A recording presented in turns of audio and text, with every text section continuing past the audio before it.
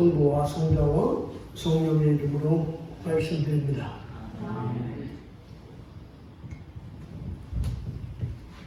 이번 주간에 제가 세례를 주신 어르신이 계셨는데 돌아가셨어요. 그래서 조문을 하고 왔습니다. 강아브라함이라는 어르신인데 아주 남자로서 이렇게 봬도 키도 걸쭉하시고 잘생기시고 그렇게 다정다감하신, 꼭 저만 보면 신부님하고 손잡아 주시고 격려해 주셨던 분이에요. 근데 제가 세례를 베풀었는데 또 돌아가시는 거 주문까지 하니까 그 의미가 좀 남다르더라고. 또 하나는 그 부인이 되시는 분이 임대례사 사제회장님인데 평택교회에서 제가 관할로 있을 때 제일 많이 사제회장으로 저를 도와주신 분이에요. 처음에 제가 평택교회 가서 전수사님을 초빙을 했는데 뭐 살 집을 줘야 될 거 아니에요. 사택을 마련해 줘야 되는데 교회에 돈이 있나? 빚만 있었지 그때만 해도. 그래가지고 고민하고 있는데 어느 날 임대례사 사제회장님이 저한테 평일날 찾아와서 뭐 봉투를 하나 이렇게 내밀어요. 그러면서 자기가 돈이 있어서 이거 헌금하는 게 아니고 늘 마음속에 그런 자기의 그 마음에 소원이 있었다 그러면서 봉투를 하나 주시는데 그게 보니까 얼마냐 하니까 계산이 안 돼. 보니까 1억짜리 수표를 끊어서 주간에 가져오신 거예요. 그래서 저는 1억짜리 수표를 처음 봤네 그때. 아니 그래가지고 그 수표를 갖고 제가 주일날까지 기다려야 되잖아. 얼마나 떨리는지, 누가 와서 훔쳐갈까봐. 그래가지고 아니 이걸 주일날 봉헌하시지 왜 평일에 가져오셨냐 하니까 주일날까지 기다리면 자기 마음에 요동이 쳐가지고 또 욕심도 생기잖아요. 있는 돈에 내는 것도 아니고 대출 받아가지고 반 정도 대출을 받아가지고 헌금하는 건데 갈등 생길까봐 신부님 먼저 가져왔습니다 그러시더라고요. 그래서 그 돈으로 제가 전사님 사택을 얻어드리고 아주 행복하게 목회했던 기억이 납니다. 늘 그 일을 생각하면 제가 감사를 드리는데 하여튼 그 아버님이 한 15년 뇌졸중으로 앓으시다가 소천하셨는데 그분의 영혼이 하나님의 나라에 가서 평안한 안식을 찾기를 간절히 기도합니다. 우리가 등산을 하다가 깊은 산속으로 들어가게 되면 길을 잃어버릴 때가 꽤 많습니다. 여기가 어디인지 몰라서 우왕좌왕 하게 됩니다. 그래서 주일 본문도 그렇습니다. 우리가 매주일 우리는 주님의 공생애의 길과 그 과정을 지금 따라가면서 설교하고 있는 거예요. 주님의 생애를 쫓아가면서 설교를 하고 있어요. 제 마음대로 주일 본문을 정하는 것이 아니라 정해진 예수님의 길대로, 공생애의 길대로 설교를 하고 있는데, 그러다가 어느 시점에 지금 예수님이 어디쯤 왔는지, 왜 이 본문이 지금 여기에 있는지 방향을 잃을 때가 종종 있습니다. 그래서 오늘은 먼저 제가 오늘 본문의 위치를 여러분한테 설명해 드리고 조금 더 깊이 들어가 보겠습니다. 오늘 우리가 읽은 본문 말씀은 어디서부터 시작된 말씀이냐면 여러분 기억 한번 해보세요. 마태복음 21장 23절부터 지금까지 계속 이어지는 말씀이에요. 그때 예수님께서 성전에 들어가서 가르치고 계실 때 율법학자들과 바리새인들이 와서 당신이 무슨 권한을 가지고 이 일을 행하느냐, 이 권한 논쟁이 있습니다. 누가 이런 권한을 주었습니까? 하고 물었죠. 이때부터 계속 지금 어디에서 말씀하시는 거예요? 성전에서 말씀하시는 거예요. 성전에서 계속 이어지는 거예요. 그러니까 예수님이 예루살렘에 입성 후에 첫 번째 성전을 정화하시잖아요. 장사꾼들을 다 몰아내시고 그 다음에 성전에 들어가서 가르치기 시작하셨어요. 그러면서 가장 먼저는 종교 지도자들에게 회개를 촉구하셨습니다. 여러 가지 비유를 들어서 두 아들의 비유, 포도원 일꾼의 비유, 이런 비유로 너희 회개해라 이렇게 말씀하셨어요. 근데 이 사람들이 말씀을 받아들이지 않고 회개하지 않아요. 그래서 예수님이 충격파를 줬죠. 세리와 창녀가 너희보다 먼저 하나님의 나라에 들어갈 거야. 그러니 너희는 빨리 회개하라 이렇게 말씀하셨습니다. 그러자 저들이 예수님을 올가미에 씌우려고 세금 문제, 카이사리에게 세금을 바쳐야 됩니까 말아야 됩니까? 이 문제, 그 다음에 부활론쟁은 설교는 안 했고 이거는 중간에 끼인 거예요. 그 다음에 지난주에는 뭐예요? 율법에서 가장 큰 계명이 뭡니까? 이걸 가지고 예수님을 올가미 씌우려고 와서 공격을 했습니다. 이것이 지금까지 내용이에요. 그리고 24장 1절을 보시면 이제 24장 1절에서 예수님을 성전을 떠나세요. 그때까지 말씀하시는 거야. 성전을 떠나십니다. 주님은 이 성전에서 오늘 23장 후반부에 보면 너희 같은 위선자들은 화를 입을 것이다 이렇게 결론을 내요. 너희 같은 위선자들, 바리새인들, 율법학자들, 너희들은 화를 입을 거야 하면서 7번이나 그 말씀을 하면서 진노를 선포하심으로 23장이 마감이 됩니다. 그러니까 한마디로 너희가 그렇게 살면 망한다는 거예요. 그러니까 회개하라는 말씀이죠. 이게 오늘 본문 전체의 구조고요. 오늘은 그 성전에서 군중과 제자에게 말씀하시는 내용입니다. 마태복음 23장 1절 말씀 보시면 그때 예수께서 군중과 제자들에게 이렇게 말씀하셨다. 그러니까 지금까지는 바리새인과 율법학자들과 논쟁하고 그들에게 말씀하신 거지만 지금은 누구에게? 군중과 제자들에게 말씀하신 거예요. 여러분 성경을 보시면 예수님을 따르는 사람들 주변에 항상 두 부류가 있었습니다. 누구예요? 바로 군중과 제자입니다. 근데 이걸 무엇으로 기준으로 이렇게 구분하느냐? 당신은 군중이고 당신은 제자야. 무엇을 갖고 구분하느냐? 요한복음 6장 26절에 보시면 예수님이 이런 말씀을 하셨어요. 예수께서는 정말 잘 들어두어라. 너희가 지금 나를 찾아온 것은 내 기적의 뜻을 깨달았기 때문이 아니라 빵을 배불리 먹었기 때문이다. 이래요. 그러니까 군중은 누구냐면 예수님을 믿긴 믿는데 뭐 때문에 믿는 거예요? 빵 때문에 믿는 거예요. 먹고 사는 것 때문에 예수님을 믿는 거야. 예수 믿으면 예수님이 나에게 복을 주실 거고 빵을 주실 거고 물질을 주실 거고 그것만 가지고 예수님을 따라다니는 사람은 군중입니다. 그러나 제자들은 누구냐면 자기 이익보다 일로 연결된 게 아니라 주님을 사랑해서 주님과 관계하면서 예수님을 따르는 사람은 제자예요. 그럼 오늘 저와 여러분은 제자일까요? 군중일까요? 내가 예수님을 믿는 이유가 뭐예요? 나는 정말 빵 때문에 교회 다니고 있나?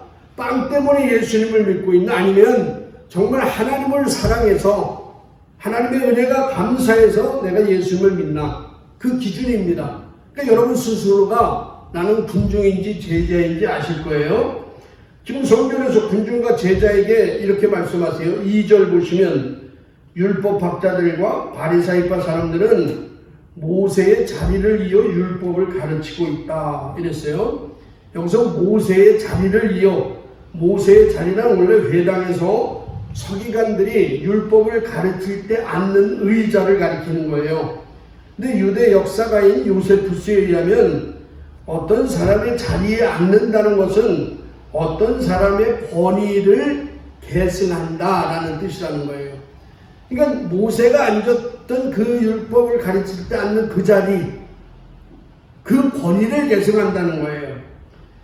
여러분 이스라엘 역사상 모세만큼 훌륭하고 모세만큼 능력 있고 모세만큼 영웅적인 사람은 없어요. 모세가 율법을 십계명을 받잖아요. 이스라엘 백성을 해방시켰잖아요. 그죠? 하나님을 뒷모습을 봤어. 그러니까 모세만한 영웅이 없는 거예요. 그러니까 이스라엘 백성들은 모세를 거의 신적 존재로 추앙해요. 자, 그렇다면 예수님께서는 왜 바리새인들과 율법학자들을 책망하시기 전에 그들이 모세의 자리에 앉았다는 사실을 강조하고 계실까 하는 겁니다. 당시 바리새인들과 율법학자들은 입만 열면 나의 스승은 누구고 그 스승의 스승은 누구고 그 스승의 스승은 또 누구고 이렇게 해서 결국 어디까지 올라가냐면 모세까지 올라가요. 그러니까 내 스승의 스승이 모세까지 올라간다는 건 뭐냐면 자기는 모세의 직계다 이거예요. 자기는 모세의 후계자라는 사실을 강조하는 거예요. 그런데 문제는 그들이 이렇게 자신들을 모세와 연결시키며 스스로를 높이는 데 열심을 했지만 책임 있는 삶은 살지 않았다는 거예요. 이는 마치 이스라엘 백성이 스스로를 나는 아브라함의 자손이야. 나는 아브라함의 자손이기 때문에 당연히 구원을 받아. 나는 유대인이기 때문에 당연히 천국 갈 거야.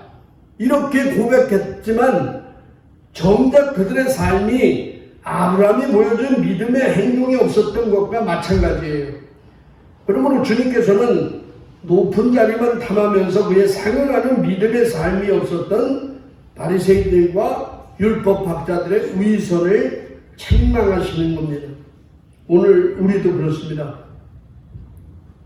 나는 5대째 예수 믿는 가정에서 태어난 사람이야. 나는 원래 모태신앙이에요, 신부님. 태어나기 전에 전 예수를 믿었어요. 여러분, 이건 중요한 게 아니에요. 그죠? 나는 성당에 평일날 늘 나와서 봉사를 해요. 나는 성당에 얼마 오래 다녔는지 몰라요. 얼마나 성경을 많이 알고 기도를 많이 하느냐, 이게 이것도 중요하죠. 중요하지 않다는 게 아니야. 성경 많이 읽어야 돼요. 아멘. 성경 많이 읽어야지.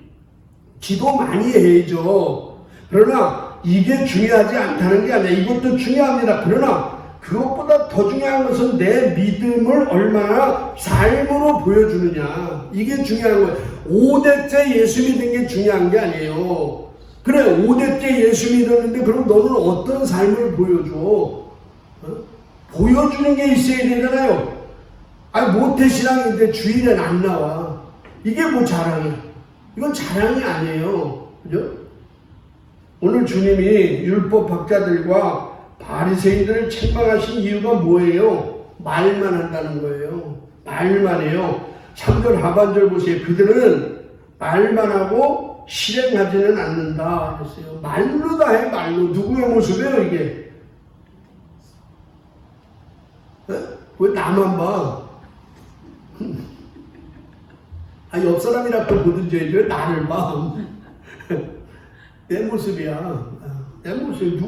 우리의 모습이죠, 뭐 이게. 말만 하는 게. 행동을 하지 않고 말만 해요. 행동해야 할 것을 말로 하려니까 말이 얼마나 많아지겠어. 그죠? 다 말로 설명을 해야 되잖아요. 그러니까 세상 사람들이 우리를 보고, 예수 믿는 것들은 말만 잘해. 예수 믿는 사람은 말만 잘해. 조롱하잖아요.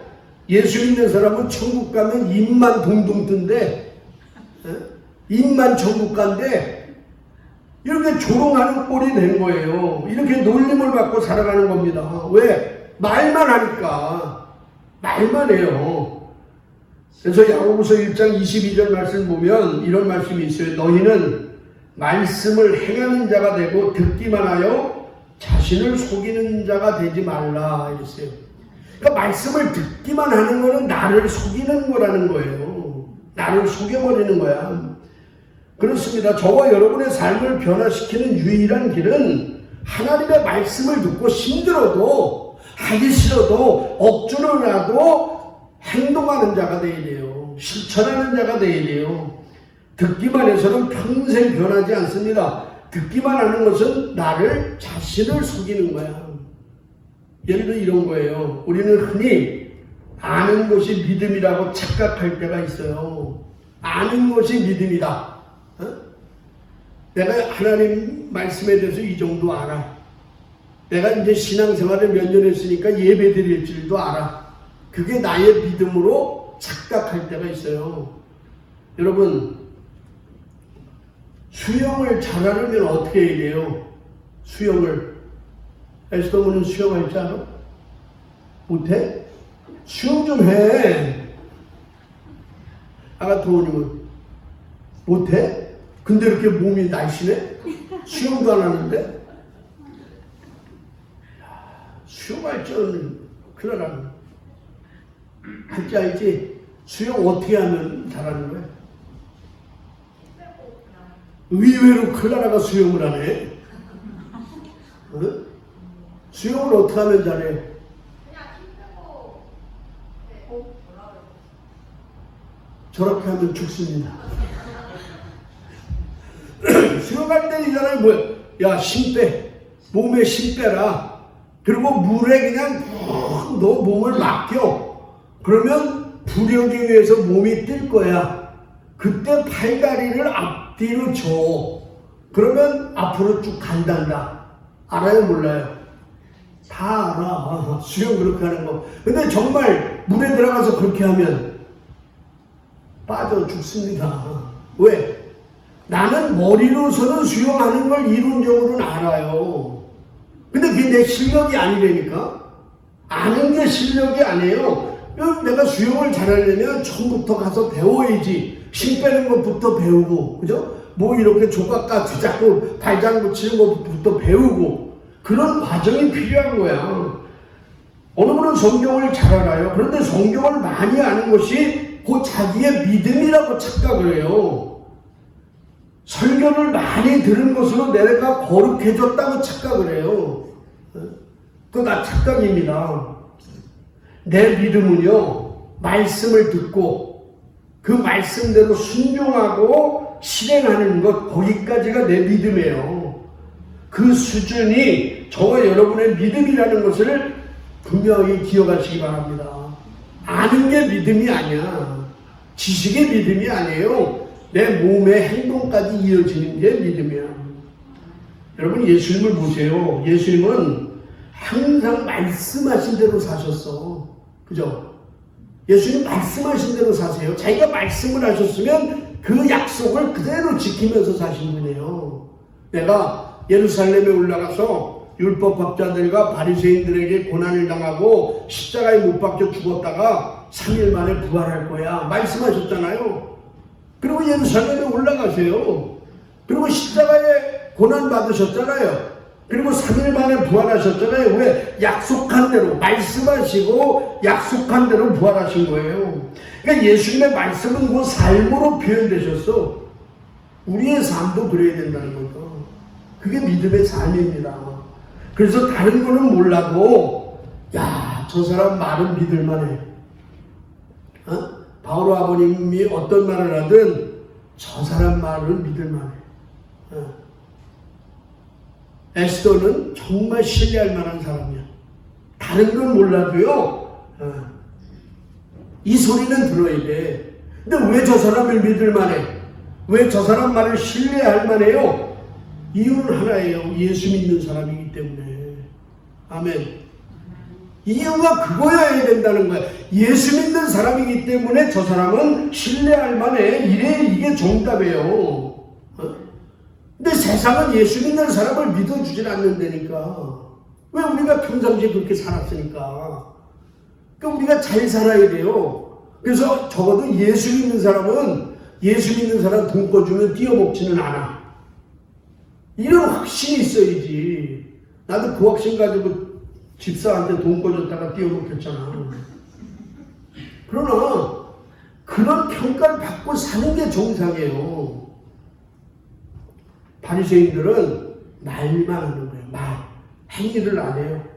좀 보세요. 바리새인들의 특징이 또 이렇게 얘기했으니 5절 보시면 그들이 하는 일은 모두 남에게 보이기 위한 것이다. 그래서 이만한 팔에 성분 없는 값을 크게 만들어 매달고 다니며 옷단에는 기다란 술을 달고 다닌다. 자, 남에게 보이기 위해서 이 사람들이 하는 일이 뭐예요? 성분 얻는 갑을 이마에, 유대인들 보면 여기에 뭐 이렇게 이거 있잖아요. 이렇게 달고 다니는 거예요. 그게 뭐냐면 그 신명기에 나오는 6장 8절에 나오는 말씀인데, 양피지 조각으로 만든 닭인데 거기에 하나님의 율법을 거기에 담고 말씀을 담고 다니는 거야. 그러니까 늘 하나님의 말씀을 기억하며 살겠다, 이런 의미예요. 그 다음에 옷에는 기다란 술, 이런 옷에 이렇게 술을 달잖아요. 이건 유대인이 자신들을 이방인과 구별해서 방종한 삶을 살게 하도록 하기 위한 표로 만든 거야. 표로.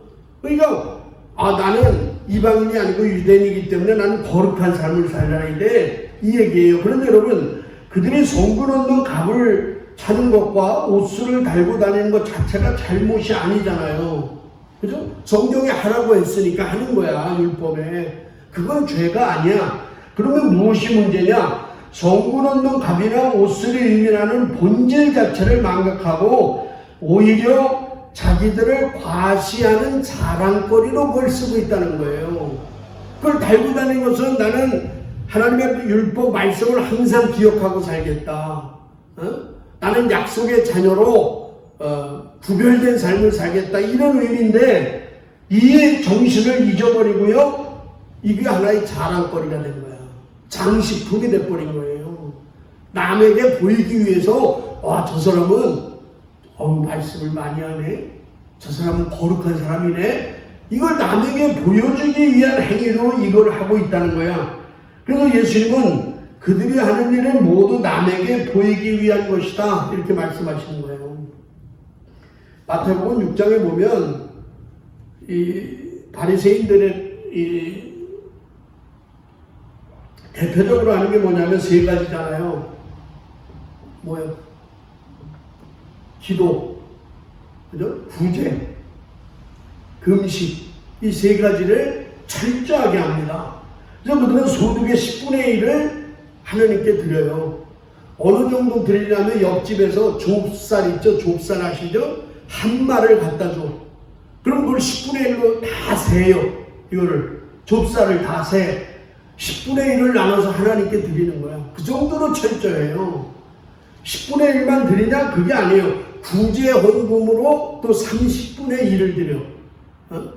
이거 얼마나 철저하게 신앙생활을 해요. 또 하루에 3번 기도합니다. 오전 9시, 정오 3시, 하루에 3번 기도를 해요. 일주일에 2번 금식, 2번씩 이틀 금식을 또 합니다. 그러니까 이렇게 이들의 신앙생활을 보면 얼마나 철저하게 하는지 몰라요. 이게 나쁜 게 아니에요. 우리도 이건 배워야지. 우리도 하루에 적어도 3번은 기도해야죠. 먼 산 보지 마시고 3번은 기도해야지. 제가 3번 기도하는 거 쉽게 여러분 기도하는 거 알려드릴까? 베드로 제목 잘 들어봐. 밥 먹을 때만 하세요. 그럼 3번이야. 지금 전 5끼 먹는데요. 그러면 할렐루야 하지. 5번은 하니까. 근데 식사 기도할 때 이것만 긋고 끝내지 마시고 한번 시간을 제고해 보세요. 1분만 해보세요. 식기도를. 1분. 얼마나 긴지 몰라. 1분이. 근데 그 1분 동안에 얼마든지 우리가 여러 가지 내용을 기도할 수 있잖아요. 이런 거는 배워야 돼. 이런 건 배워야죠. 남을 위해서 구제헌금으로 바치는 것도 배워야지. 이게 나쁜 게 아니야. 문제는 이 동기가 뭐냐는 거예요. 이렇게 기도하고 구제하고 금식하는 동기가 뭐예요? 남에게 보이기 위한 거라는 거야. 하나님에게만 보이기 위한 것이 아니라 남에게 자랑하고 남에게 보이기 하기 위해서 금식할 때도 얼굴을 지저분하게 하고 저 사람 밥 굶네 이거 알게 하고, 구제할 때도 시장 바닥에서 하고, 중심이요 동기가 남에게 보이기 위해서 이런 짓을 한다는 거죠. 하나님한테 잘하려고 하는 게 아니야. 그렇기 때문에 지금 예수님한테 비난을 받는 거죠. 또 그들의 특징이 있어요. 6절 7절 보시면, 그리고 잔치에 가면 맨 윗자리에 앉으려게 하고 회당에서는 제일 높은 자리를 찾으며 길에 나서면 인사받기를 좋아하고 사람들이 스승이라 불러주기를 바란다 그랬어요. 그러니까 한마디로 이 사람들의 특징은 높아지기를 좋아하고요, 인사받기를 좋아한다는 거예요. 근데 여러분, 높아지기 싫어하는 사람이 어디 있어요? 인사받기 싫어하는 사람이 어디 있어요? 이건 사람의 본능적인 거야. 그죠? 사람의 본능적인 거예요. 높아지기를 원하는 본성입니다. 아담과 하와가 왜 선악과를 따먹었어요? 하나님처럼 되려는 거 아니야. 높아지기 위해서.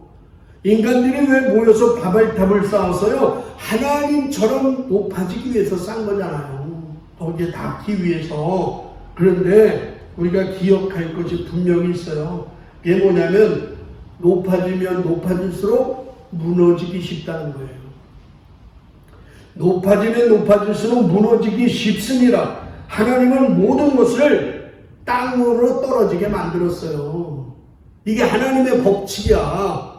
땅으로 떨어지게 만들었어요. 그게 뭐예요? 만유인력의 법칙이에요. 중력이에요. 세상 높이 있는 것 다 그냥 있는 거 다 떨어져 언젠가는. 그러면 사람들은 무작정 높은 곳으로 오르려고 하는 것이죠. 그러나 아무리 올라가도 결국은 땅으로 내려오게 돼 있어요. 그게 우리의 죽음일 수 있잖아요. 사순대제 수일날 사제가 이마에 재를 바르면서 여러분한테 뭐라 그래요?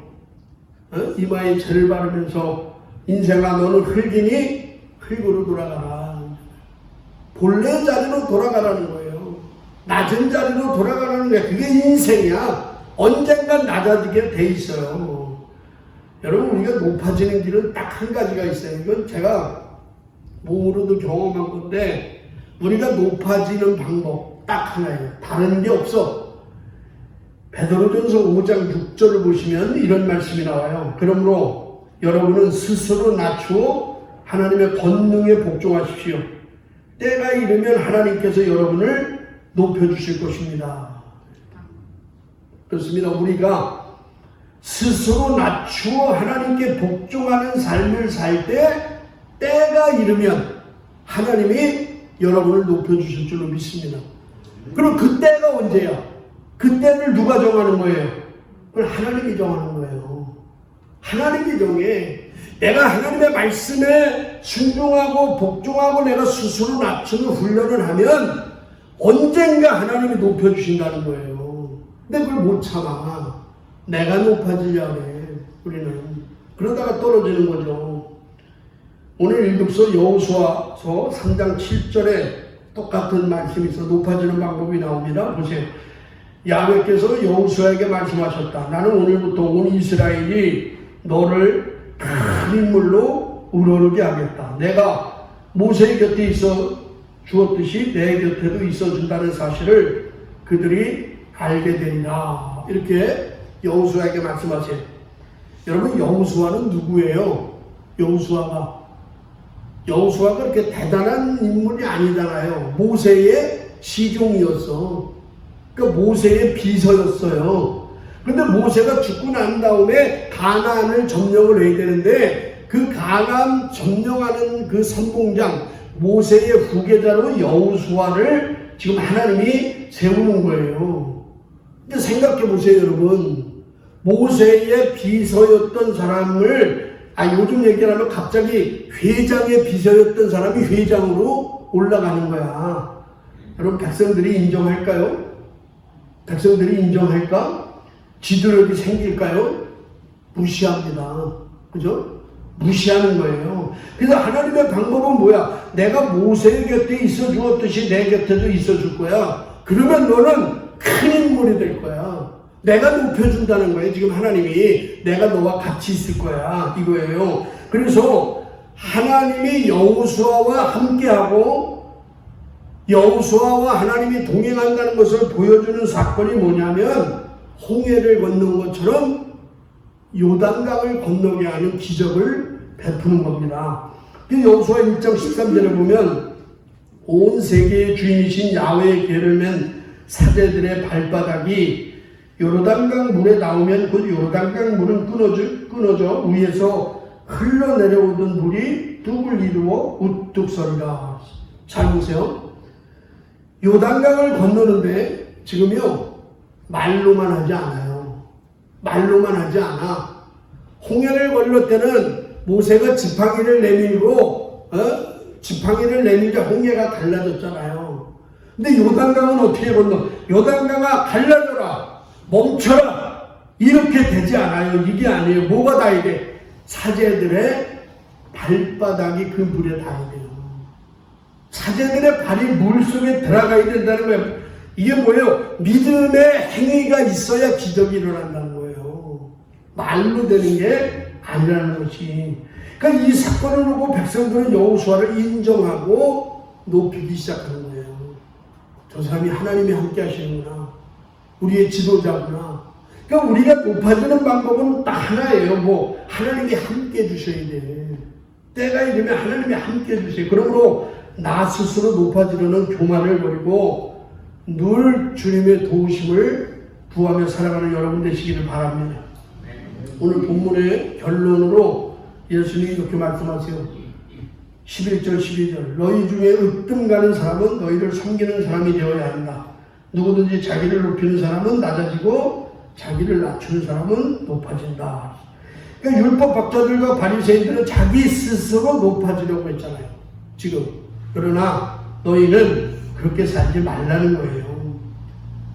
너희가 높아지는 방법은 스스로 낮아져서 남을 섬기는 삶을 살라는 겁니다. 여러분, 여기가 시간이 많이 가서 좀 더 남았는데 끝낼게 그냥. 남을 섬기는 방법이 뭘까? 제가 고민을 해봤어요. 남을 섬기는 방법. 일주일 동안 우리가 훈련할 수 있는 한 가지 방법이 있으면 좋겠다. 근데 내가 생각한 건 뭐예요? 딱 하나예요. 자기의 권리를 조금 내려놓는 게 남을 섬기는 게 아닐까. 내 권리는 이만큼인데 이거를 다 사용 안 하는 거예요. 응? 다 사용 안 하는 거야. 이걸 조금만 사용하는 거지. 그걸 남을 섬기는 삶이 아닐까 그런 생각이 들었습니다. 물론 설명은 제가 안 할게요. 오늘은 한 주간 우리가 스스로 낮아지는 훈련, 내 스스로 낮아질 때 하나님이 우리를 높여주는 그런 놀라운 경험을 하면서 우리의 권리를 포기하는 한 주간의 훈련이 되었으면 좋겠습니다. 성부와 성자와 성령의 이름으로 말씀드렸습니다. 신자들에게도 함께 보호하는 교회와 세상을 위하여 기도합시다. 교회를 위하여 기도합시다.